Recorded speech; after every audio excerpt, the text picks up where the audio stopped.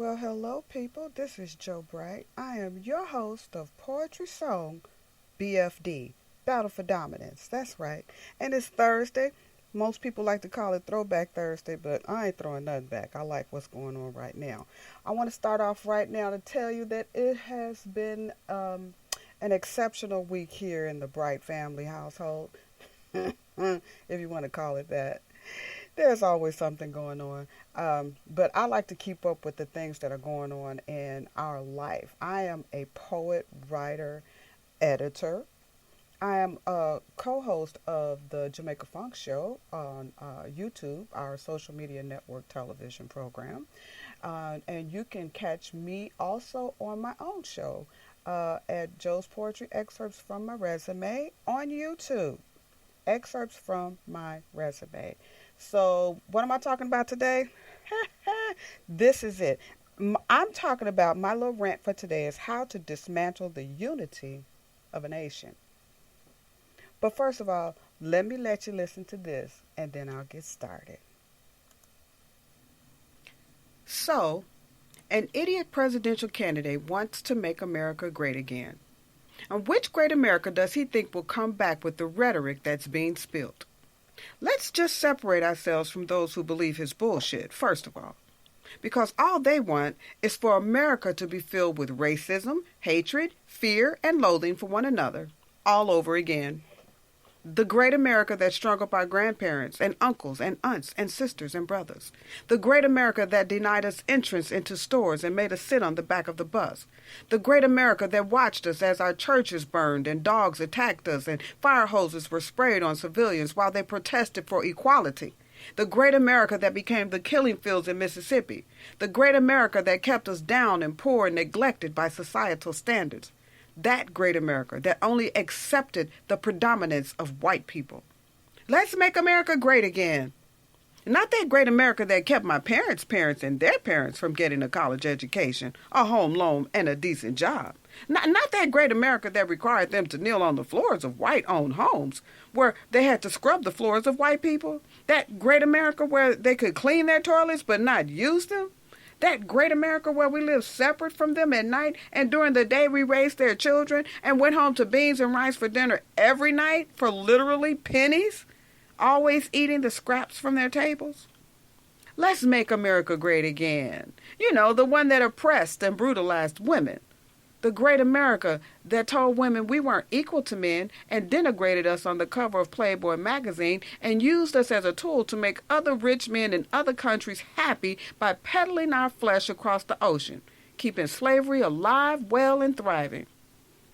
That's the great America I remember, the great America I still see, because that's the truly great America. Isn't that the truth? I think it is. So what's my big deal today? My big deal today is, and I talked about this a few weeks back, the bathroom bill. Yeah. My big deal today is the bathroom bill because I was going through the Huffington Post and I read about how the Huffington Post, and this is breaking news, people. The Huffington Post says that the governor of North Carolina, while they didn't repeal the bathroom bill, they did a They're calling it the bathroom bill or HB 2.0. What it's basically saying is we made some provisions to make sure that there's still some discriminatory things going on in the bathroom bill. I just want to say one thing about that. And then, if you're listening, and I hope that you're paying attention, the bathroom bill is not all about who can use what bathroom and where. The provisions in the bathroom, there are still provisions in the bathroom bill that limit employees from getting raises. Do you hear that? It has a lot to do with money, fair wages, wages across the board, equal pay. But it still has a lot of room for discrimination in it. It amazes me how this country still cannot seem to come together and understand that we don't need you to tell us where to go to the bathroom. This has absolutely nothing to do with being safe. Let's just be real clear about that. The bathroom bill has nothing to do with being safe. It has absolutely jack squat shit to do with who's sitting on the toilet in the stall next to you.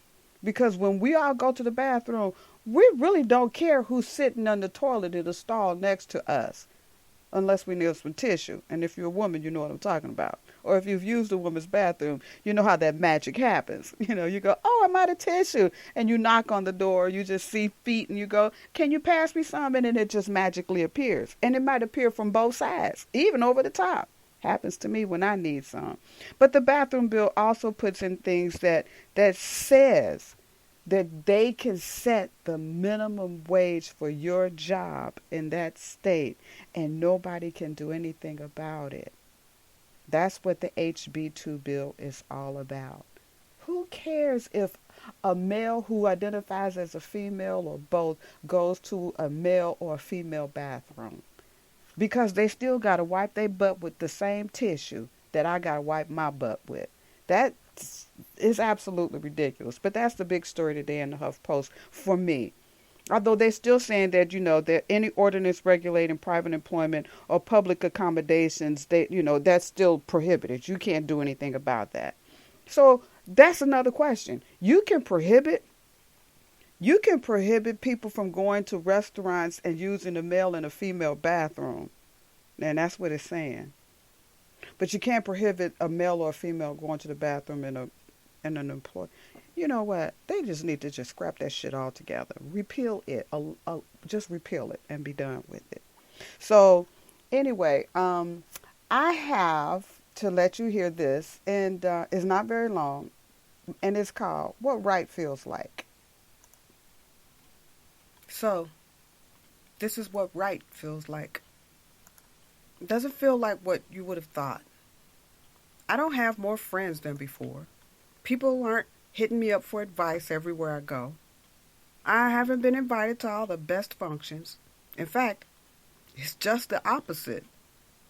I thought I'd be feeling empowered and full of strength and determination. The will to soldier on, take a stand. Just the opposite. Every day, I have to find the strength to get up and face the day. Question my motives behind everything. Stand up for truth, dignity, justice, oppression, just doing the right thing. I have to check myself first, not be a hypocrite. Remember that.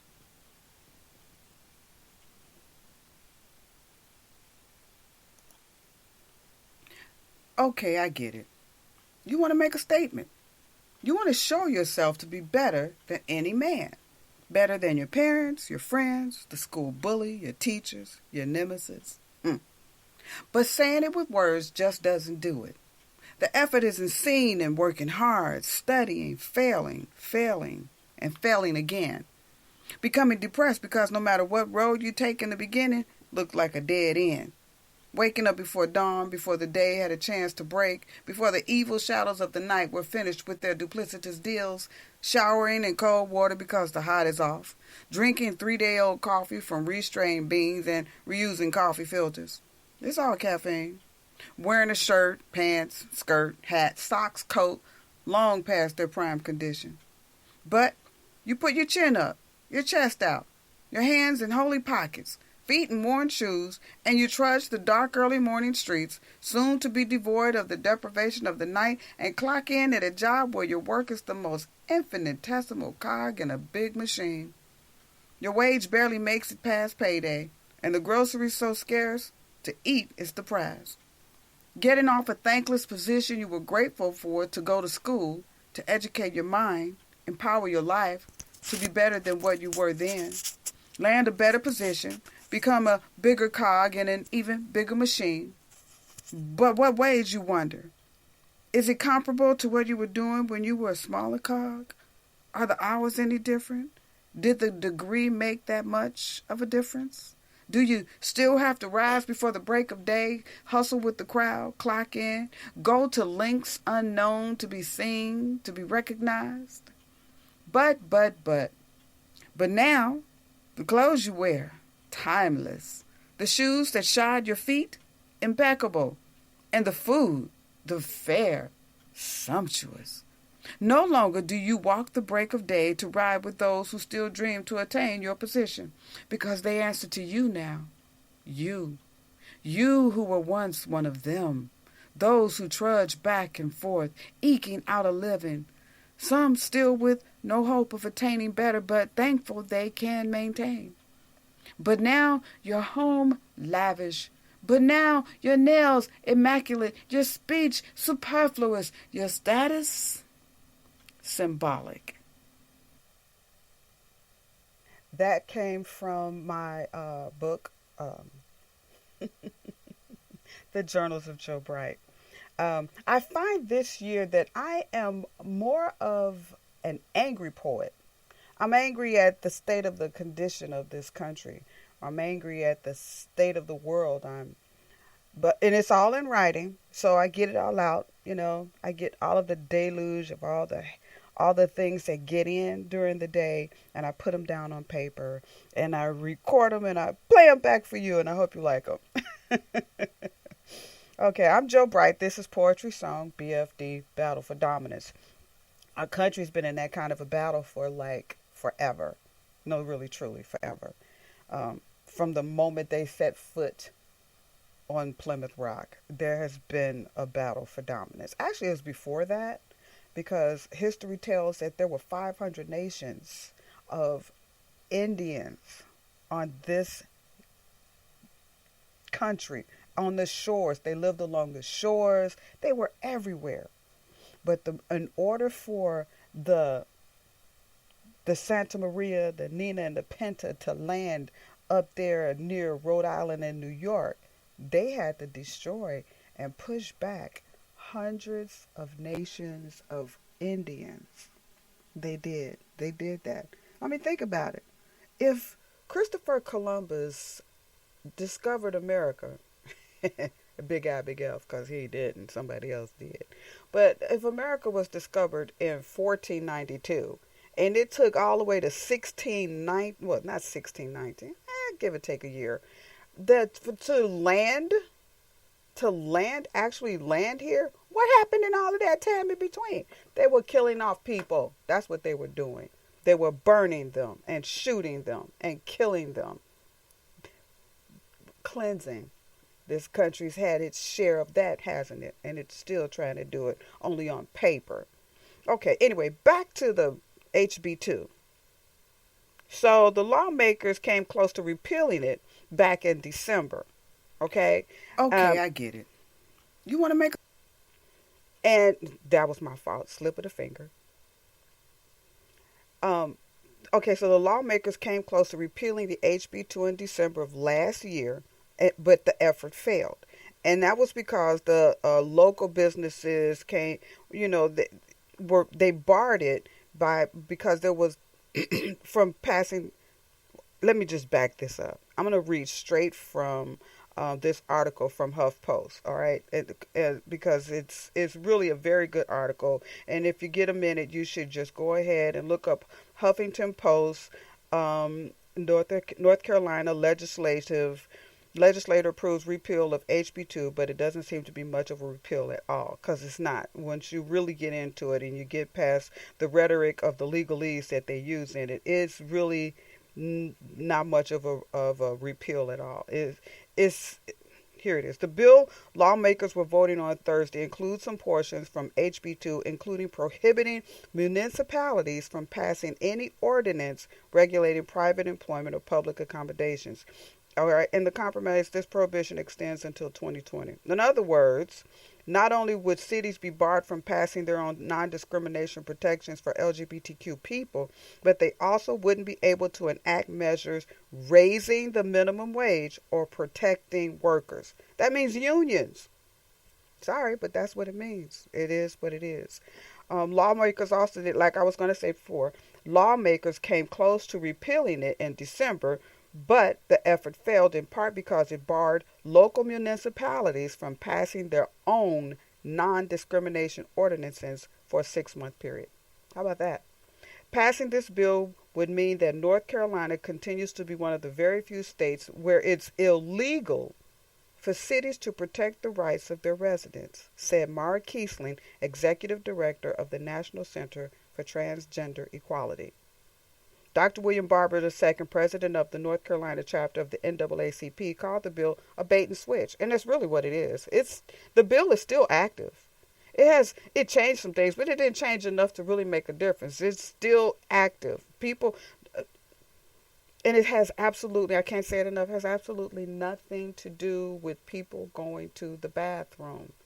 It doesn't. It has everything to do with discrimination, minimum wage, and unions.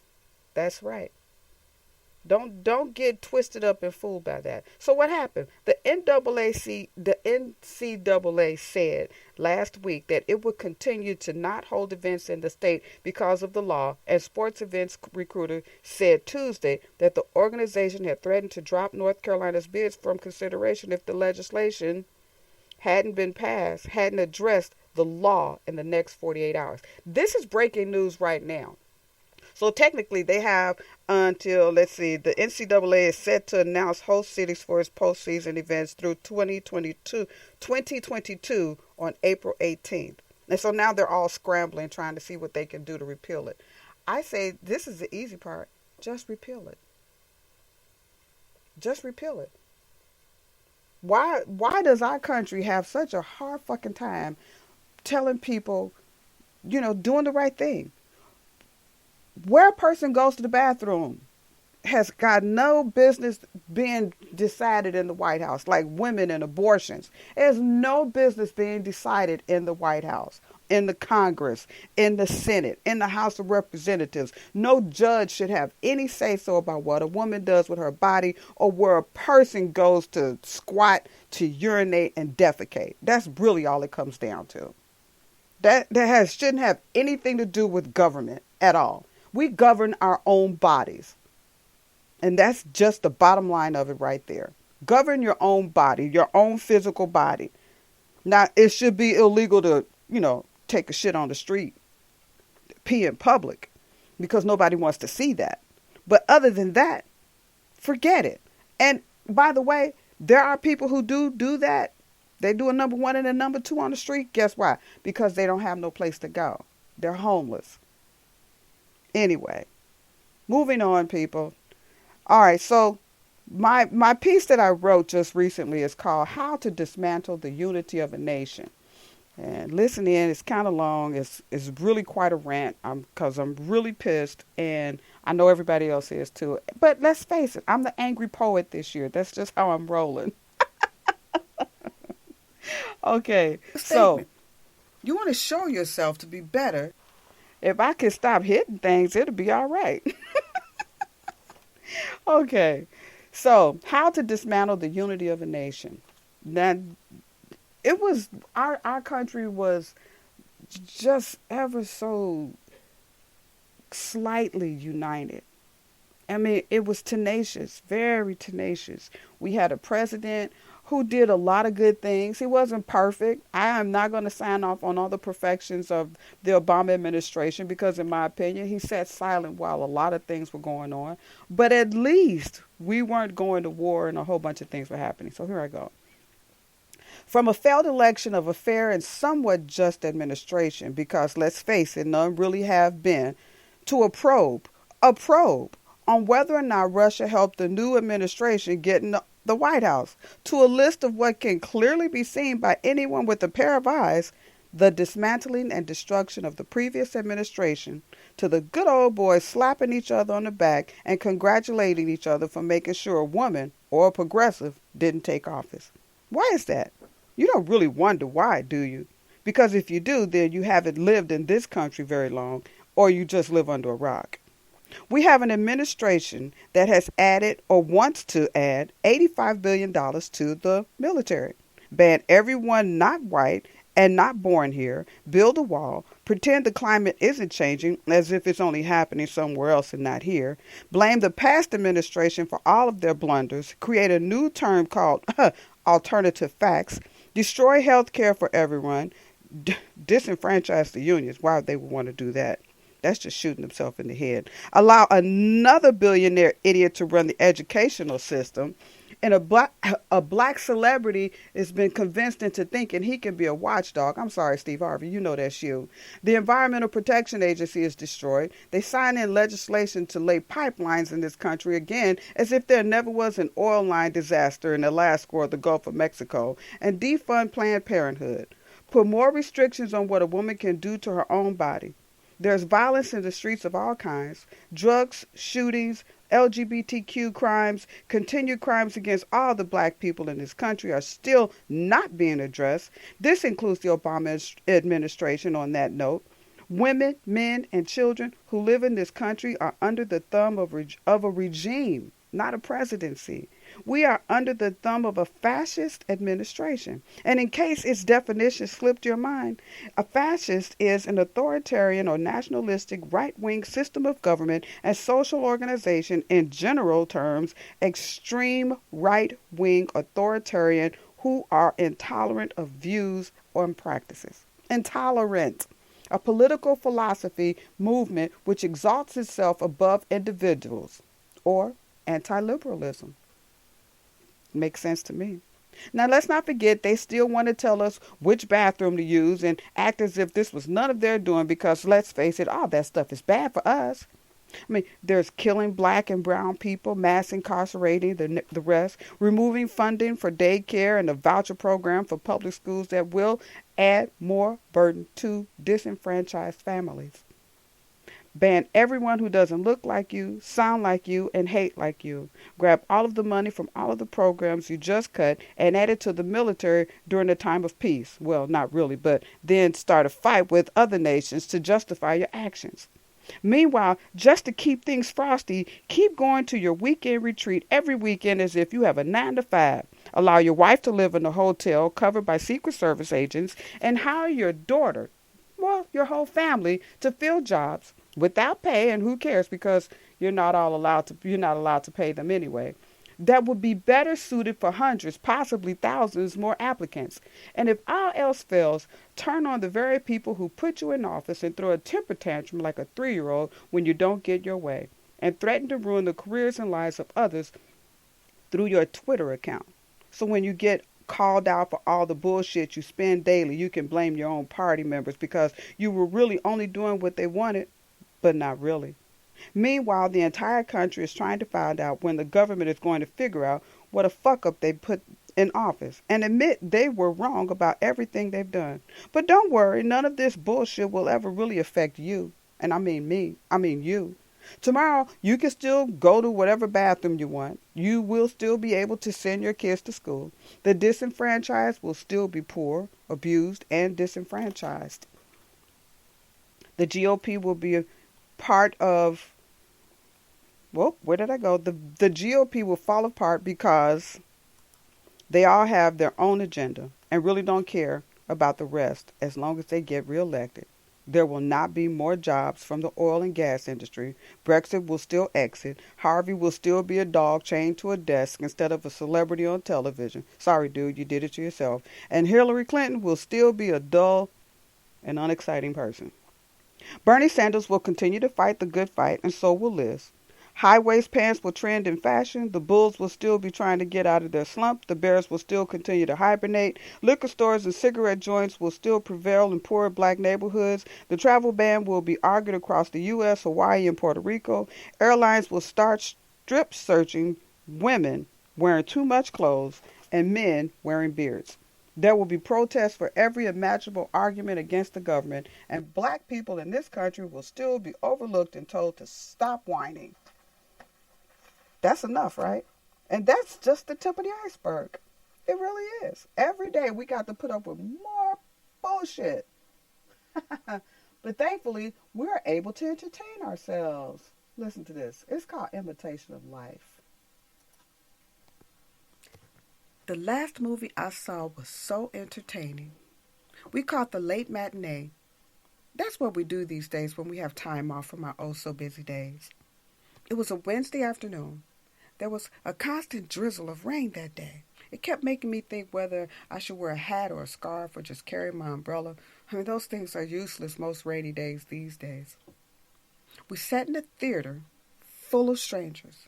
The lights dimmed, and 15 agonizing minutes later, the movie started. The hero lost his true love early on. They were a not so normal couple. Just two people who didn't have a big house outside the city or a plethora of friends who hung out with them after work or on the weekends. They didn't have fabulous jobs that afforded them beautiful cars or extravagant vacations. All they had was each other in their everyday life. And they did everyday things that we all related to on some level. When our happy couple was together, I felt every moment when their lips met and their bodies sweated and slid all over each other with their hands and their tongues. I was engulfed in every conversation they had about his life and her job and their friends and enemies and the troubles they had in their everyday life. I was devastated when she died, and I wanted to hold him in my arms. And I said to myself then, why do the writers have to separate happy couples and make them suffer?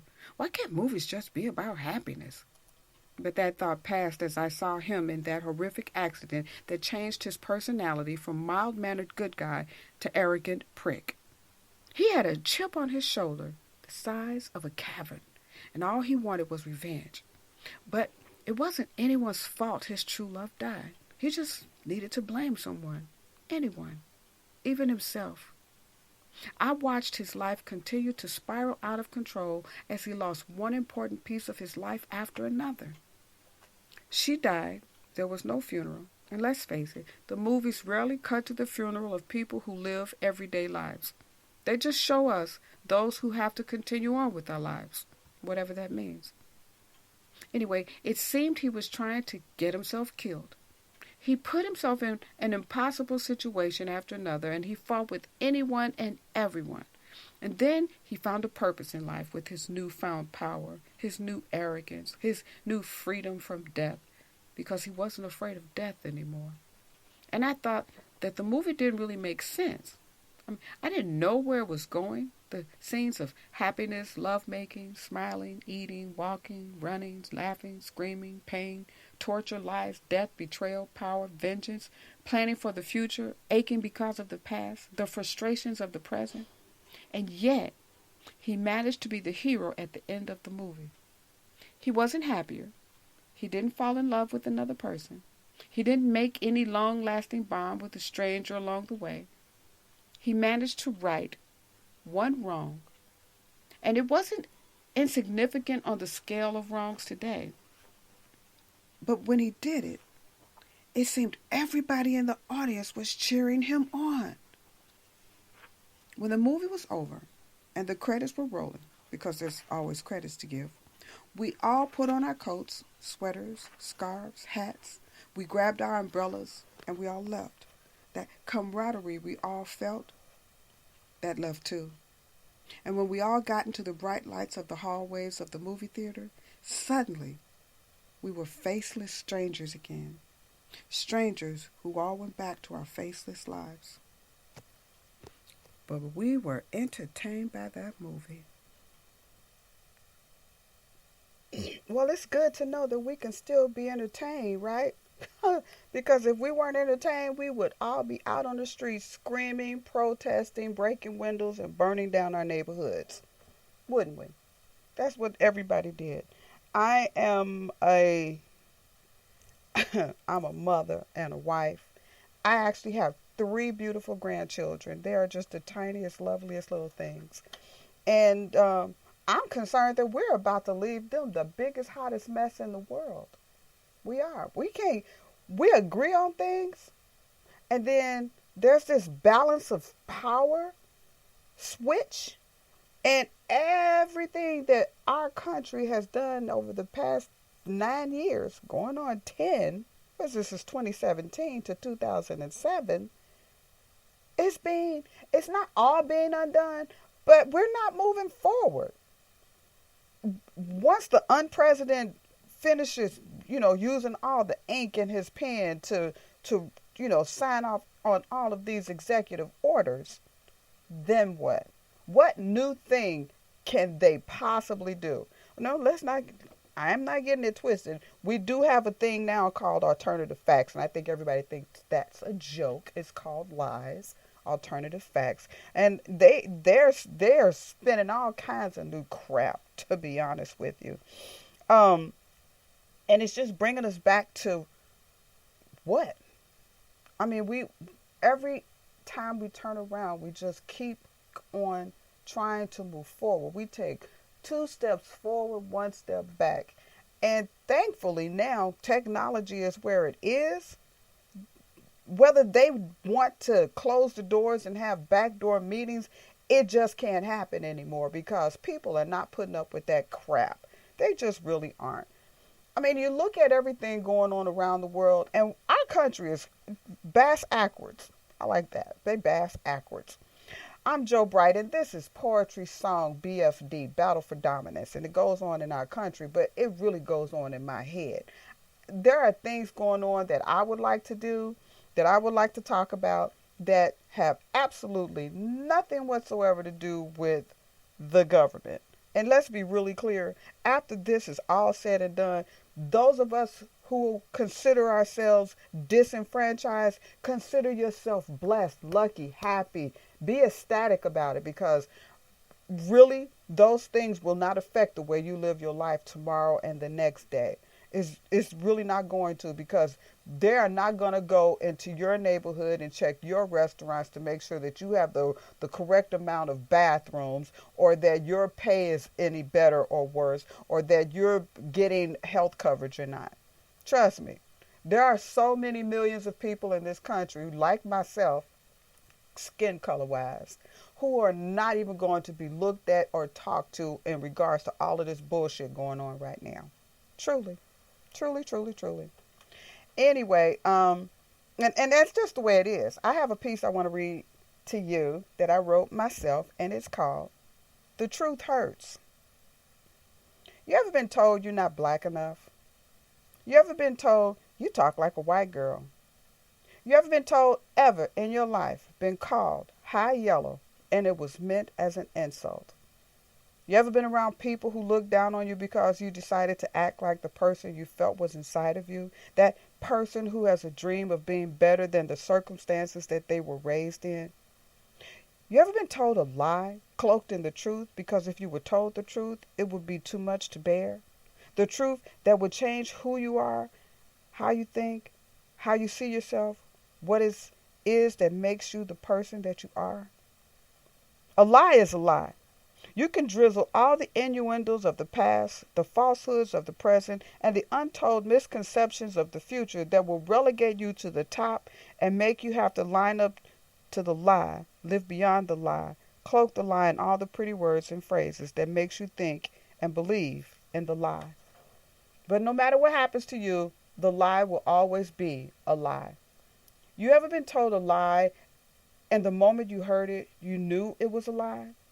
You ever look someone square in the eye, no flinching, and challenge that lie? It's the most honest thing a person can do. It's a lie when a person questions who you are, your ethnicity, as if they could somehow, through some magic, change you and make it different, better, acceptable, simply by your telling them. Well, what right does a person have to question or judge or complain about your complexion? What right does a person have to judge your diction or the way you sit or stand? What right does anyone have to relegate you to a class of any kind or judge you? Make an assessment based on what you do or say, because it will give me a better understanding of who you are. I will do that. I mean, I don't have to look at your skin or listen to your dialect. I don't care about the clothes you wear or the food you eat. It's not part of the equation. Neither is the amount of the important people you associate with. They aren't on my radar. I don't see the vehicle you drive, where you live, or what spiritual, socioeconomic background, foreground, or playground you play in align yourself with. When I see you face to face, the words that spew from your mouth, whether they be a truth, a lie, a misnomer, or even if you didn't get your facts straight but somehow managed to form an asinine opinion that only made others see you as someone who doesn't listen to anyone because you like the sound of your own voice and your opinion matters more than the truth. And no one ever told you you weren't black enough to be black, or that you spoke like a white person. You never felt out of the crowd because you blend in so well. And when you went home at the end of the night, after you locked your door, turned down your lights, set the alarm, sloughed off the detritus of your day, you look in the mirror, deep into the eyes of the reflection staring back at you, and you realize it's all a lie. There's no truth anymore, except sleep, maybe, if you don't allow yourself to believe the lie. And isn't that what we all have to do, y'all? We have to make sure that we don't believe the lie. A lot of people in our country are being duped. Please, let's be real clear about that. We're all being duped. Those who believe in the lie. I don't believe the lie. Matter of fact, the lie isn't on my radar at all. I question everything. You should question everything. I don't care what it is. Question it. Make sure you find out for yourself whether or not it's the truth, and then decide whether or not you want to believe it, and then act on it in that order. Because we're the only ones who can protect ourselves. You have to protect you. I have to protect me. My husband has to protect our family, and he has to protect himself. We're living in a day and a time and an age when everything everybody's been trying so hard to do is being toppled over and kicked to the side and stomped on. It's a horrible thing going on in this country right now. The last conversation I had with the last person who I thought was my friend was, I told her, yeah, I love you. Bye. Truly. Is she still my friend? I don't know. She ain't tried to contact with me. But that's what happens when you find out you said some things that hurt somebody else. We're not here on this planet to judge each other. We can assess the things that we see each other do and say and decide for ourselves whether or not we want to be associated with each other. But that's it. That's truly it. If you don't like somebody the way they say or think or do or act or dress or sing or go to school or sit up or go to the bathroom, you don't like it, walk away from it. Ain't nobody making you do it. Not a soul. One thing I used to tell my kids when they were coming up was, you can say anything you want to as long as you say it respectfully. And you can. But there are people who's going to say whatever they're going to say. And that's fine too, because nobody's forcing you to listen to anything that they're saying. I got one more piece to play for you all. It's called If I Could Just. Every morning my head screams at me because of all the tasks that I left undone from the day before. No matter how many lists I make, no matter how many check marks on each line I strike off to mark the completion of the many obstacles that block my everyday, it's never done. The obstacle of just getting out of the bed, my warm and cozy, oh so wonderful bed, because the alarm went off way too soon. The dream I was having was one of my favorites. I was holding a flower to my lips, and you come up behind me and replace it with yours. And I can still feel how full and wet and soft they are. I can feel my hands caressing your hair and face. Everything is warm and soft and hard and full. And I can still feel myself drifting into that euphoria that's called an orgasm in my dreams. But that damn alarm sounds off, and as bad as I want to hit the snooze button, I know I should wake up and face the day. That damn list. That list of tasks that mean I have to accomplish something every single day. It would mean so much to me if you could just make me feel that way sometimes. I can do so much by myself, on my own. And I don't need a knight in shining armor, because I can save myself in this wretched world, most days. So don't get it wrong or get it twisted. It's not bad. I just rather have a partner sometimes.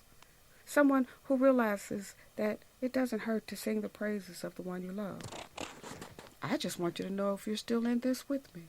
Or are you just sitting on the sidelines joining in when you feel like it because it seems like too much work for you right now? So my head's just screaming, wake up! And I tell it to shut up because it's way too damn early in the morning to have to deal with this. So, on the list you go too. And I hear my bed, my pillow, my cozy socks, some soft music, and hopes of my dream lover returning to me. Well, I'm Joe Bright, and this is Poetry Song BFD Battle for Dominance. And you can listen to the rebroadcast of this on Spreaker.com at Poetry Song BFD with Joe Bright, me. You can also check me out at www.mamayaya.wixsite.com/my site and mamayada.wixsite.com/website. Yep, I have two because I got a lot to say. I had a lot to say and very little time to say it in because, you know what? I just feel like if you don't pay attention, somebody else will. Just kidding. Sort of. I'm also the co-host on Poetry Song. I'm also the co-host on the Jamaica Funk Show, which is a social media network television show on YouTube at Catherine Winston and the JamaicaFunkShow.com. You can also catch me there. We can see you at www.jamaicafunkshow.com with Catherine Winston, the host, and my co-host and her co-host, Christos Talsidis, fur and leather creator to the world. Yeah. We're also going to be on tonight. Our show, Jamaica Funk Show, we'll be doing a live recording at Christos Furs. And you can catch all of our previous shows on www.jamaicafunkshow.com and excerpts from my resume, my YouTube channel. Excerpts from my resume, my YouTube channel. That's Johanna Bright. I am everywhere you want to be. You say, where is that? Please, I am on Twitter, Facebook, YouTube, Google+, Tumblr, Instagram, Flipboard. Please, if you get bored, just Google me. I guarantee you something about me is going to pop up. I'm everywhere you want to read, everywhere you want to see. Got some great videos for you to check out. I'm Joe Bright. This is Poetry Song BFD. I wish I had something more to tell you. Well, I probably do, but it would be so completely off the reality of what this life is all about. Pick up my book at Amazon.com. It's called My Resume, From the Mind of a Housebound Housewife, Johanna Bright. I am that author. My Resume at Amazon.com. And you can also pick up the ebook version of it at TapePublishing.com. Right. Just go there and pick up the ebook version. That's my first book. You can read up all of Mama Yaya .wixsite.com, and you can read about the Journals of Joe Bright. You can read about the excerpts from my resume. You can also read about Mama Said. It's a book of short stories that I'm working on right now.